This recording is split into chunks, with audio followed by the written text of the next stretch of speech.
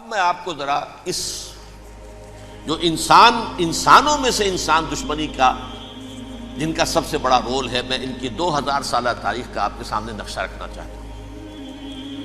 ان 1400 سال کا تو میں نے صرف 4 آپ کو پوائنٹس بتائے۔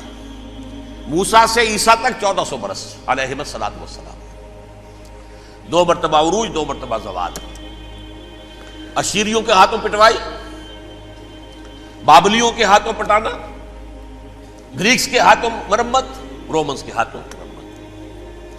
یہ جو 2000 سال ہے، کیونکہ اب تو ظاہر بات ہے 21ویں صدی شروع ہو گئی، 20 صدیاں حضرت مسیح کو پوری ہو گئی۔ پہلی بات نوٹ کیجئے، حضرت مسیح کی پیدائش ہے سن 1 قبل مسیح۔ یہ نقطہ آپ نے کبھی سنا ہے یا نہیں؟ جب ملینیم کا سلسلہ شروع ہوا تھا پچھلے سال، تو میں نے بیان کر دیا تھا کہ ایک عجیب حساب کے اندر انہوں نے غلطی کی ہوئی ہے۔ حضرت مسیح کی پیدائش ہوئی 25 دسمبر کو، سن انہوں نے شروع کر دیا، جو اس کے بعد جنوری آئی تو پہلا سال شروع ہو گیا۔ اگر جنوری سے پہلا سال شروع ہوا تو یہ 6 دن جو ہے تو اس کے پچھلے سال میں تھے، لہذا کہا جائے گا کہ Jesus Christ was born 1 year before Christ, BC۔ تو 1 قبل مسیح میں حضرت مسیح کی پیدائش ہوئی۔ یہ آخری اسرائیلی نبی اور رسول۔ یہودی علماء کی مخالفت، دشمنی، سولی پر چڑھوا دینا میں بیان کر چکا ہوں۔ سن 33 عیسوی میں، جبکہ حضرت مسیح کی عمر 33 برس تھی، اللہ تعالیٰ نے انہیں زندہ آسمان پر اٹھا لیا، لیکن یہودیوں نے اپنے خیال کے مطابق انہیں سولی پر چڑھوا دیا، ان کی موت واقع ہو گئی۔ اگرچہ اس کے بعد یہ اختلاف ہے ان میں، یہودی کہتے ہیں وہ سولی پر چڑھ گیا، ختم ہوا، مر گیا۔ عیسائی کہتے ہیں نہیں، انتقال ہوا ہے مسیح کا صلیب پر، لیکن پھر وہ دوبارہ زندہ ہو گئے ہیں۔ ان کی لاش ایک غار میں رکھ دی گئی تھی، وہاں ریزریکشن ہو گیا، ان کا باعث بعد الموت وہی ہو گیا، اور پھر انہیں اللہ نے زندہ آسمان پر اٹھا دیا۔ تو ہمارے اور عیسائیوں کے درمیان نوٹ کر لیجئے، یہ چیز مشترک ہے کہ حضرت مسیح آسمان پر زندہ اٹھائے گئے۔ فرق کیا ہے؟ وہ سمجھتے ہیں کہ سولی دیے گئے، سولی پر مرے، پھر زندہ ہوئے، پھر گئے۔ ہم سمجھتے ہیں کہ نہیں، وما صلبوہ وما قتلوہ، انہوں نے نہ صلیب دے سکے انہیں اور نہ انہیں قتل کر سکے، بل رفع اللہ الیہ، اللہ نے اٹھا لیا۔ پھر ہمارا اور یہ اس کا عیسائیوں کا ایک اور اتفاق ہے، سیکنڈ کمنگ آف جیسس، حضرت مسیح دوبارہ آئیں گے۔ یہ عیسائیوں کا بھی عقیدہ ہے اور ہمارا بھی۔ بہرحال تو جیسا کہ میں نے عرض کیا کہ اس وقت یہ عذاب استیصال، عذاب اکبر کے مستحق ہو چکے تھے، لیکن اللہ نے ان کی مدت دراز کی ہے، لیکن ان پر دنیاوی عذاب کا ایک کوڑا جو ہے اللہ تعالیٰ کی طرف سے اسی وقت برسا۔ دنیاوی عذاب دنیا میں رہتے ہوئے ختم نہیں کیا۔ 37 برس بعد، حضرت مسیح کے رفع سماوی کے 37 برس بعد، سن 70 میں یہودیوں نے بغاوت کی رومیوں کے خلاف۔ رومی ٹائٹس جنرل تھا ایک، اس نے پھر جو حملہ کیا ہے، 1,33,000 یہودی ایک دن میں قتل کیا یروشلم میں، اور ہیکل سلیمانی گرا دیا۔ وہ ہیکل پہلے بھی گرا تھا، پہلے 1400 سال کے دوران میں بھی نبوکڈنیزر نے گرایا تھا، لیکن پھر اس کے 150 سال بعد انہوں نے دوبارہ بنا لیا تھا، اس لیے وہ اسے سیکنڈ ٹیمپل کہتے ہیں۔ پہلا ٹیمپل جو حضرت سلیمان نے بنایا تھا، نبوکڈنیزر نے گرا دیا 587 قبل مسیح میں، پھر دوبارہ انہوں نے 150 سال کے بعد بنا لیا۔ وہ اس تاریخ کا حصہ ہے، میں نے جس کے بارے میں آپ کو تفصیل نہیں بتائی۔ اس میں یہ ہوا سن 70 میں وہ گرا دیا گیا، وہ آج تک گرا پڑا ہوا ہے۔ نمبر 2، یہ کہہ دیا گیا کہ یہودیوں اس ارض فلسطین سے نکل جاؤ، تم یہاں نہیں رہ سکتے اب۔ لہذا جس کا جہاں سینگ سمایا چلا گیا، یورپ میں چلے گئے، ایشیا میں آ گئے، عرب میں آ گئے، یہ 3 قبیلے جو رات بھی میں نے عرض کیا تھا، بنو قینقاع، بنو نذیر اور بنو قریظہ، یہ وہاں سے آ کے مدینے میں آباد ہو گئے۔ جس کا جہاں سینگ سمایا، افریقہ میں، ہندوستان میں، جہاں چلے گئے، ڈایاسپورا اسے کہتے ہیں، وہ آپ نوٹ کر لیجیے اس لفظ کو، ڈایاسپورا، ہمارا دور انتشار، جبکہ ہمیں ہماری اصل سرزمین تو فلسطین ہے، حضرت ابراہیم کا مسکن، حضرت اسحاق حضرت یعقوب کا مسکن فلسطین، یہ ہے ہماری اصل جاگیر، یہ تو ہماری جدی پشتی جاگیر ہے، لیکن یہاں سے نکال دیے گئے سن 70 عیسوی میں، اور وہاں سے لے کے 1917 تک ان کا ڈایاسپورا جاری رہا۔ یہ دور انتشار ہے۔ اس دور انتشار کے اب چند حصے ہیں جس کو میں چاہتا ہوں کہ آپ علیحدہ علیحدہ سمجھ لیں۔ دور انتشار کا جو پہلا جو ہے تقریباً 300 برس رومی حکمران تھے، وہ یہودیوں کے بھی دشمن تھے اور عیسائیوں کے بھی دشمن تھے، عیسائی اور یہودی ایک دوسرے کے بھی دشمن تھے، لیکن رومی سمجھتے تھے کہ یہ ایک ہی تھیلی کے چٹے بٹے ہیں۔ رومیوں کے نزدیک عیسائی بھی یہودیوں ہی کا ایک فرقہ تھے، کوئی علیحدہ مذہب تو تھا ہی نہیں، لہذا رومی جو ہیں رومنز وہ ان دونوں کو ستاتے تھے، مارتے تھے، اور یہ آپس میں لڑتے تھے، یہودی عیسائیوں کو مارتے تھے، عیسائی یہودیوں کو مارتے تھے۔ یہ ہے 300 برس تک کی تاریخ۔ سن 300 عیسوی میں کیا ہوا؟ ایک معجزہ ہو گیا۔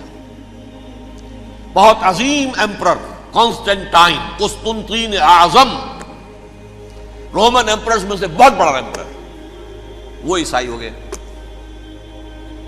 اب تو معاملہ بالکل تلپٹ ہو گیا، پوری سلطنت عیسائی ہو گئی۔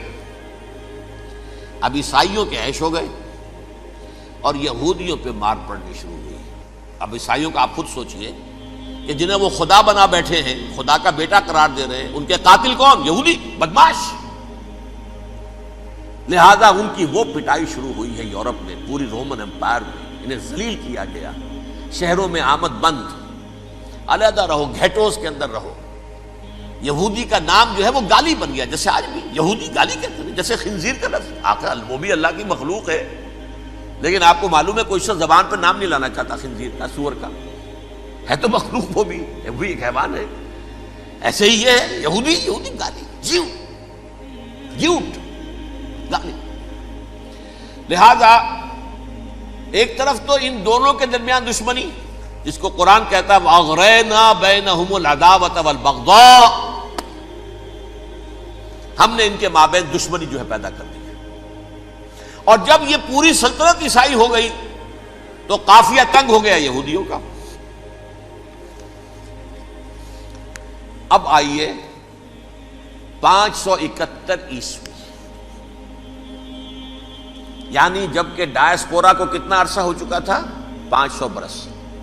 سن 70 سے شروع ہوا نا ڈایاسپورا، جب ٹائٹس نے گرایا ہے ہیکل کو اور نکال باہر کیا انہیں فلسطین سے، بھاگ جاؤ یہاں ایک یہودی بھی نہیں رہے گا، فلسطین سے نکال دیے گئے۔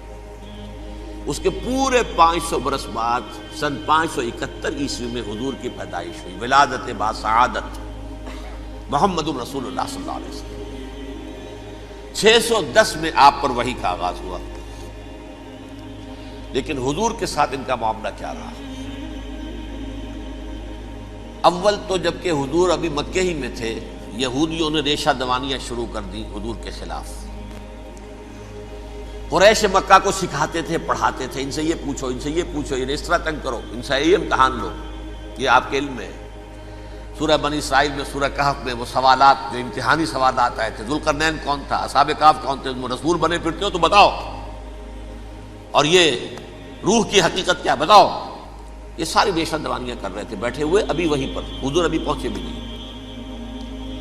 ہجرت فرما کر حضور تشریف لے آئے تو حضور نے، جسے ماسٹر سٹروک کہا جائے گا، یعنی اسٹیٹس مین شپ کا ماسٹر سٹروک، آپ نے مدینے میں آتے یہودیوں کے ساتھ پیکٹ کر دیا، جوائنٹ ڈیفنس پیکٹ آف مدینہ، کہ اگر مکے والے ہم پر حملہ کریں گے تو ہم مل جل کر ایک قوم کی حیثیت سے مقابلہ کریں گے۔ یہ میثاق مدینہ کہلاتا ہے، جس کے بہت غلط معنی پہنائے جا رہے ہیں آج کل۔ بہرحال میں موضوع میرا چونکہ یہ نہیں، میں ادھر نہیں جاؤں گا، لیکن ہوا کیا؟ ہر مرتبہ یہ خیانت کے مرتکب ہوئے، ان نے جو عہد کیے تھے ان سے پھرے، اندر ہی اندر سازش، ریشہ دوانی، حضور کی بدترین دشمنی۔ سورہ نساء کی آیت نمبر 12 میں 14 میں 13 میں فرمایا ہے لا تزال تطلع علی خائنۃ منہم، اے نبی ہمیشہ آپ کے علم میں ان کی طرف سے خیانتیں، بددیانتیاں آتی رہیں گی. اور بار بار وہ مسلسل جنگ کی آگ بھڑکاتے تھے. قریش کو دعوت دیتے، آؤ آؤ آؤ ہم اندر سے بغاوت کر دیں گے، تم آؤ تو صحیح، ختم کریں محمد کو اور اہل ایمان کو صلی اللہ علیہ وسلم ورضی اللہ تعالی عنہم اجمعین. لیکن پھر جب وہ آتے تھے تو یہ دبک جاتے تھے، ان میں ہمت نہیں تھی. میدان کے مرد نہیں رہے تھے. یہ سورہ حشر میں ان کا نقشہ کھینچا گیا ہے. کھلے میدان میں مقابلے کی اس کے اندر صلاحیت ہی نہیں. یہ تو فصیلوں کے پیچھے سے، جیسے عورتیں کہیں دیہات میں لڑائی ہوتی ہے تو مرد جو ہے گلیوں میں لڑتے ہیں، عورتیں اوپر سے پتھر پھینکتی ہیں، بس وہ کام یہ کر سکتے تھے. من ورائے جدر، فصیلوں کے پیچھے سے، جنگ میں میدان میں نہیں آ سکتے. بہرحال قرآن مجید میں ہے یہ سورہ مائدہ کی آیت نمبر 64، کلما اوقدوا نارا للحرب اطفاها اللہ.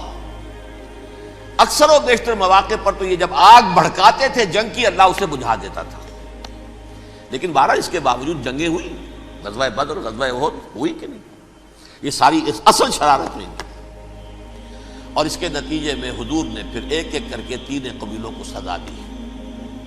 غزوہ بدر کے فوراً بعد بنو قینقاع نکالے گئے مدینے سے، غزوہ احد کے فوراً بعد بنو نذیر نکالے گئے، اور غزوہ احزاب کے بعد بنو قریظہ نکال دیے گئے.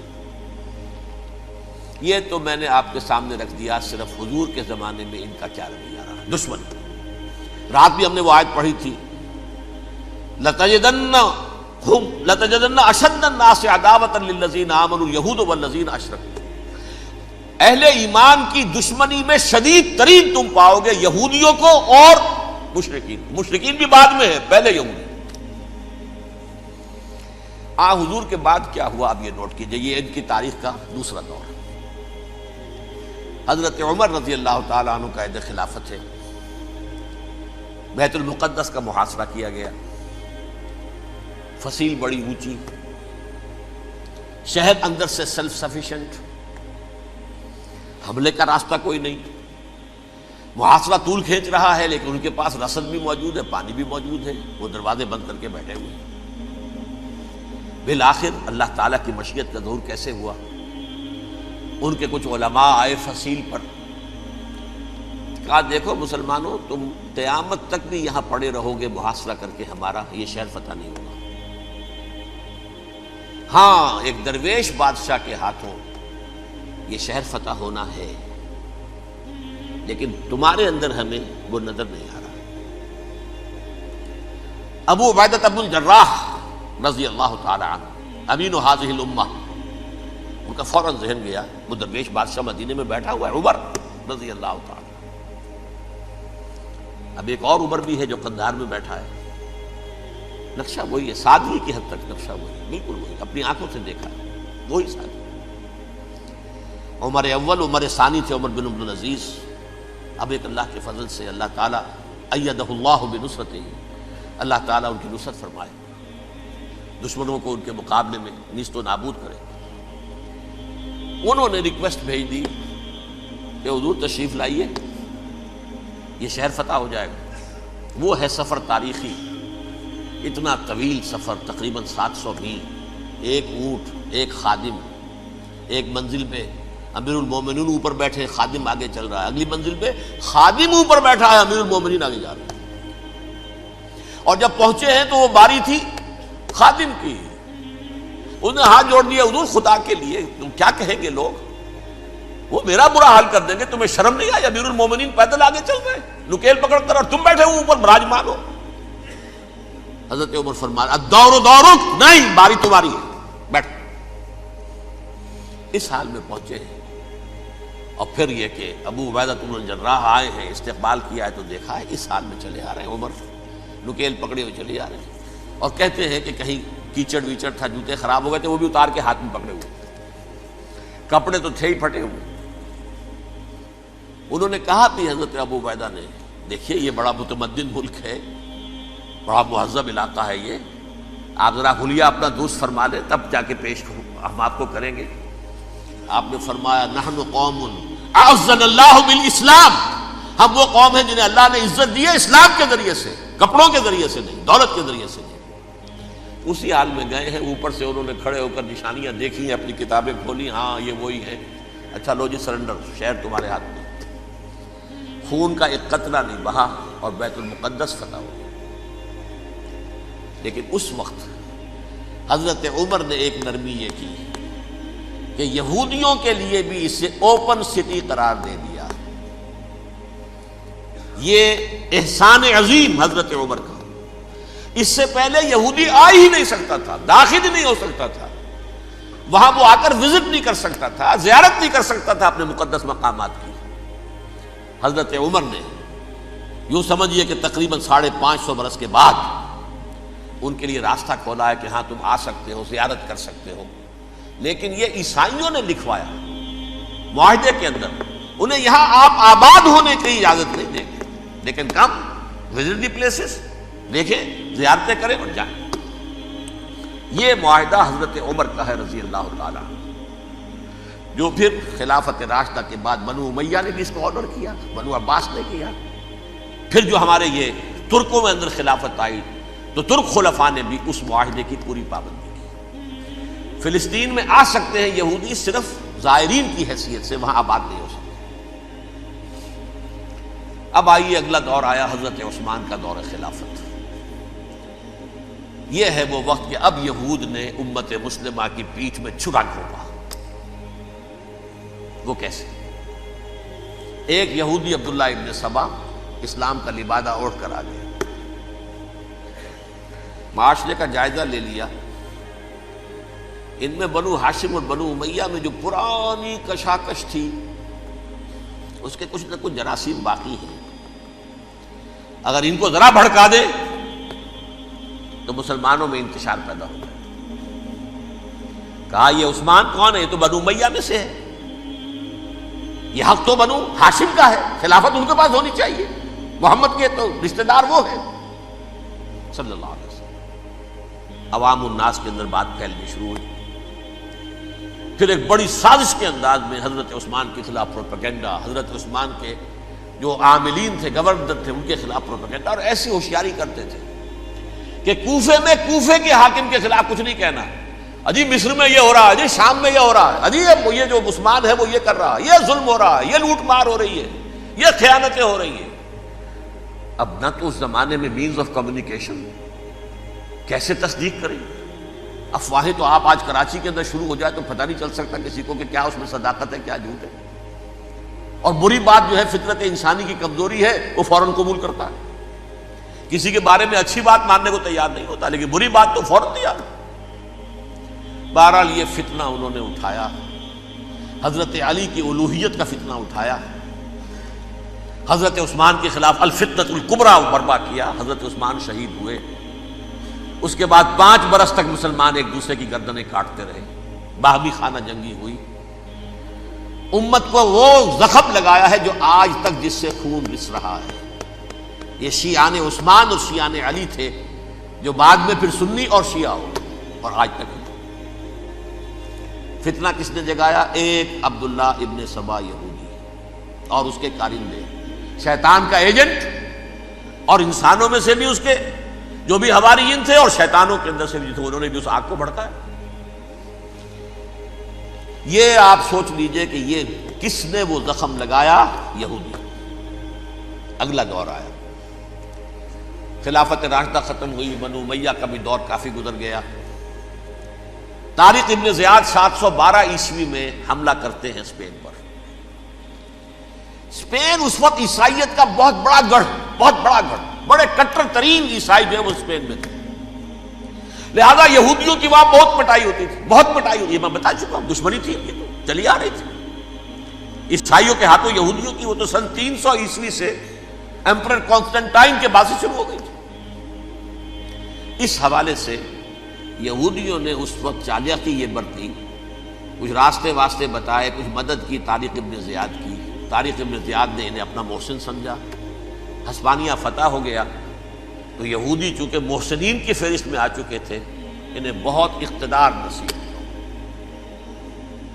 بڑی سپورٹ مسلمانوں نے دی۔ ان کے بڑے بڑے علماء جو ہیں اسی دور کے اندر پیدا ہوئے، بڑے بڑے تھنکرز ان کے اسی دور میں پیدا ہوئے۔ بن گوریون جو کہ ایک وزیر اعظم تھا اسرائیل کا، اس نے یہ لکھا ہے اپنی کتاب میں، Muslim Spain was the golden era of our diaspora, وہ ڈائسپورا جو 70 عیسوی سے شروع ہوا تھا اور 1917 عیسوی تک جاری رہا ہے، اس میں سے گولڈن ایرا ہمارا جو تھا وہ مسلم اسپین تھا، ہسپانیہ میں بیٹھ کر ہم عیش کیے۔ لیکن وہاں سے انہوں نے اور جو کچھ کیا، یہ تو داستان کے تو بہت سے گوشے ہیں، لیکن میں جس اسٹریٹ لائن میں چل رہا ہوں اس کے اعتبار سے ایک بات سمجھ لیجیے، وہاں بیٹھ کر انہوں نے اب عیسائیت کی پیٹھ میں چھرا گھونپا، پروٹیسٹنٹ مذہب پیدا کیا، تقسیم کر دیا، جیسے شیعہ سنی کی تقسیم، عبداللہ ابن سبا، رومن کیتھولک اور پروٹیسٹنٹ کی تقسیم، یہودی علماء۔ ہوتا کیا تھا، ہسپانیہ کی یونیورسٹیاں ہیں، کارڈووا میں ہے، ٹولیڈو میں ہے، گریناڈا میں ہے، غرناطہ، قرطبہ، تولیتلا، اور وہاں آتے تھے لوگ، فرانس سے چلے آ رہے ہیں نوجوان پڑھنے کے لیے، جرمنی سے چلے آ رہے ہیں، اٹلی سے چلے آ رہے ہیں، 3 ہی ملک قریب ترین پڑھتے ہیں سینٹرل جو یورپ کے ہیں۔ یہاں پر جو ہے وہ اسلام جو نور پھیلا رہا تھا اس سے بھی مستفیض ہوئے، جہالت کے جو ہے پردے ان کے وہ چھٹے، اس کے ساتھ ہی وہ یہودی وہاں ان کے اندر جو جراثیم داخل کر رہے تھے وہ اس عیسائیت کے خلاف بغاوت تھی، جو اس وقت دنیا میں عیسائیت اس وقت تھی، پوپ کا راج تھا دنیا میں اس وقت، یورپ میں جو عیسائیت تھی اس میں ایک طرف بادشاہ تھے، لیکن بادشاہوں کی حیثیت وہاں پر یوں سمجھ لیجئے کٹ پتلیوں کی تھی، اصل قوت پوپ کے ہاتھ میں تھی۔ اور پوپ کو انہوں نے جیسے قرآن نے کہا اتخذوا احبارهم ورهبانهم اربابا من دون اللہ، کیونکہ سینٹ پال نے شریعت موسوی ساقط کر دی تھی تو اب شریعت تھی ہی نہیں، پوپ کو اختیار تھا جس چیز کو چاہے حلال قرار دے دے، جس چیز کو چاہے حرام قرار دے دے۔ اتخذوا احبارهم ورهبانهم اربابا من دون اللہ۔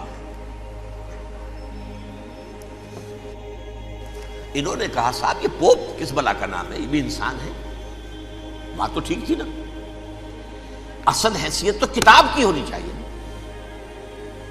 ڈیوائن بک، دی ریویلڈ اسکرپچر، لہذا یہ کتاب ہر شخص پڑھ سکتا ہے، کوئی پوپ کے باپ کو جو ہے کوئی اس کے لیے پروپرائٹری رائٹس تو نہیں ہے کہ صرف پوپ پڑھ سکتا ہے یا پادری پڑھ سکتے ہیں، ہم بھی پڑھ سکتے ہیں، ہم بھی سمجھ سکتے ہیں۔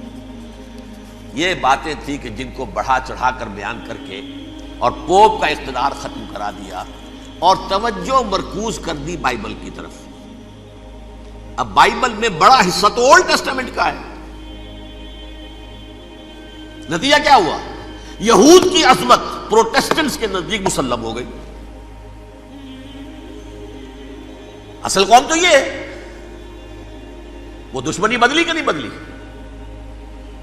موسیٰ کے امتی یہ ہے، تورات موسیٰ کو دی گئی، ابراہیم کی نسل یہ ہے، لہذا وہ جو دشمنی تھی، جو عداوت تھی کہ ہمارے خدا کو سوری چڑھانے والے ہیں یہ بدماش، اس کا ازالہ ہوا اس پروٹیسٹنٹ مذہب کے نتیجے میں۔ یہ میں اب آپ کو بتاتا ہوں کہ ایک نتیجہ وہ نکلا ہے جسے برٹرنڈ رسل نے بیان کیا ہے، اس کی کتاب ہے ان پریز آف آئیڈلنس، صفحہ 108۔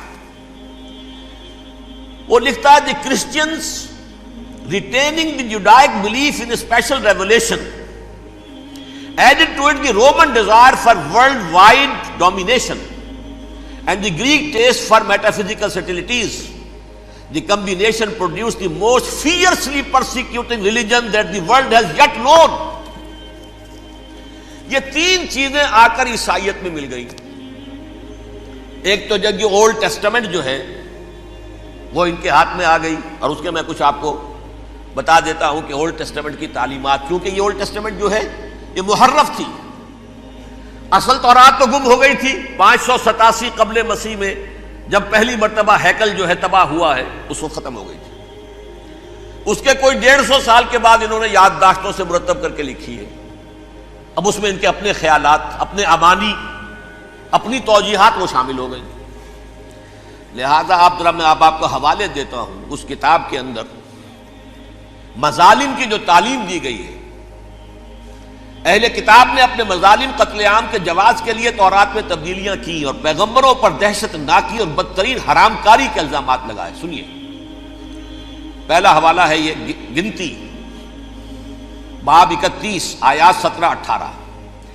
اس لیے ان بچوں میں جتنے لڑکے ہیں سب کو مار ڈالو، اور جتنی عورتیں مرد کا منہ دیکھ چکی ہیں ان کو بھی قتل کر ڈالو، لیکن ان لڑکیوں کو جو مرد سے واقف نہیں اور اچھوتی ہیں اپنے لیے زندہ رکھو. یہ کسی اللہ کی کتاب کا یہ جملہ ہو سکتا ہے؟ کسی ریویل بک کا؟ اور سنیے، یہ ہے استثناء ڈیٹرانومی باب 20 آیت 16-18. پر ان قوموں کے شہروں میں جن کو خداوند تیرا خدا میراث کے طور پر تجھ کو دیتا ہے، کسی ذی نفس کو جیتا نہ بچا رکھنا، جیسا خداوند تیرے خدا نے تجھ کو حکم دیا بالکل نیست کر دینا. مرد، عورتیں، بچے، بوڑھے سب ختم. یہ کتاب مقدس ہے. اور سنیے، سموئیل باب 27 آیت نمبر 9. اور داؤد نے اس سرزمین کو تباہ کر ڈالا اور عورت مرد کسی کو جیتا نہ چھوڑا. نمبر 4، ان سب آباد شہروں کو ماں، عورتوں اور بچوں کے بالکل نابود کر ڈالا. کتاب استثناء باب 3 آیت 6. یہ ہے جو کہہ رہا ہے برٹرنڈ رسل، کرسچینٹی میں آ کر اب یہ تین چیزیں شامل ہو گئی. ایک تو یہ باربیرین یہ تعلیم جو ہے، اور یہ مذہب کے نام پہ تعلیم، یہ کتاب مقدس کی تعلیم. نمبر 2، رومنز کے اندر جو ایک تمنا تھی ورلڈ ڈومینیشن کی، وہ عیسائیت کے اندر آ گئی. اس لیے کہ پوری رومن امپائر جو ہے عیسائی ہو گئی، تو اسے وراثت کے اندر ورلڈ ڈومینیشن کی جو ایک تمنا تھی وہ مل گئی. اور پھر یہ کہ انہوں نے جو توہمات تھے یونانیوں کے، ان کو بھی اپنے ہاں مختلف شکلوں کے اندر جمع کر لیا. ان تین چیزوں کا the combination produced the most fiercely persecuting religion that the world has yet known. اس کے نتیجے میں دنیا میں تاریخ انسانیت کے اندر جو بدترین خوخار ترین مذہب ہو سکتا ہے وہ شکل عیسائیت نے اختیار کی. اور اس کا مظہر عتم کیا تھا؟ نوٹ کیجیے، صلیبی جنگیں. ایک بات ٹائم ٹیبل کے اعتبار سے نوٹ کر لیجئے گا.